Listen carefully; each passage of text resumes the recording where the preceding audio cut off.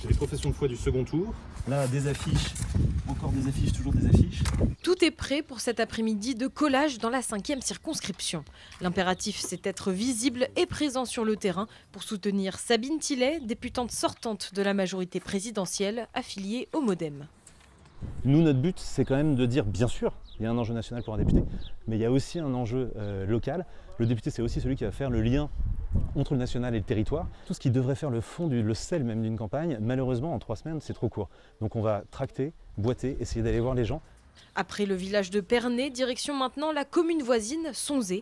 Ici, d'autres militants sont déjà sur place. Un peu plus d'une dizaine sont actifs sur ce territoire.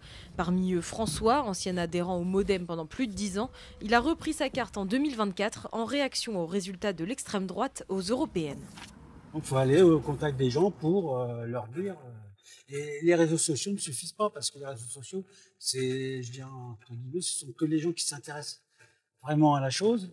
Donc on voit bien qu'il y a des gens qui sont loin de ça.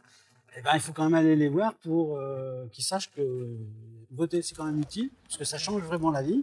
Dans la même journée, le Rassemblement national de la jeunesse 37 est en campagne à Fondette, une opération boitage plutôt animée. On est tous pareils. On dit à personne, que ce soit, pour reprendre vos termes, les Noirs ou les Arabes, on dit à personne qu'ils ne seront jamais français. Hein. On dit extrême droite et vous voulez pas qu'on dise extrême droite. Tout à fait. Mais c'est extrême par rapport aux valeurs de la France. On est bien. Partez là.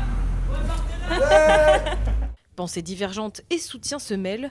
Pourtant, l'idée reste de convaincre partout où c'est possible. On fait tous les quartiers.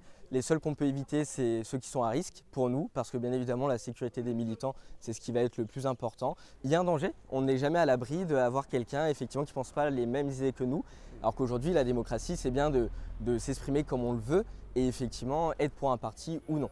Boitage, tractage sur les marchés, une omniprésence pour soutenir le candidat du Rassemblement national de la 5e circonscription, François Ducamp. C'est usant, surtout qu'il y a eu les européennes puis les législatives, donc il a fallu tout enchaîner.